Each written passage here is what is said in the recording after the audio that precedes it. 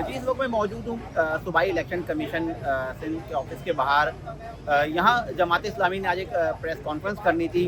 अब से कुछ देर कबल जमात इस्लामी के कुछ कायदीन और रहनुमा यहाँ पहुँचे थे सूबाई इलेक्शन कमीशन ऑफिस के बाहर।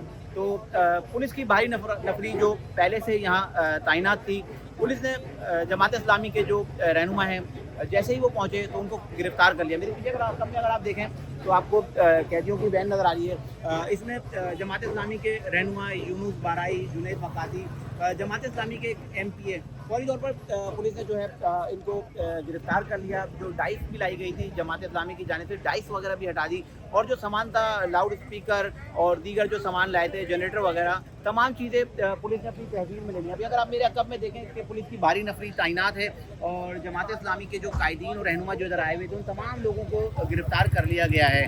अब इस वक्त भी ये वैन यहाँ मौजूद है। शायद इस बात का इंतज़ार किया जा रहा है कि जमात इस्लामी के मरकज़ी जो दीगर कायदीन या रहनुमा अगर वो लोग आते हैं तो उनको भी गिरफ्तार करके इस वैन में जो है मुंतकिल किया जाए।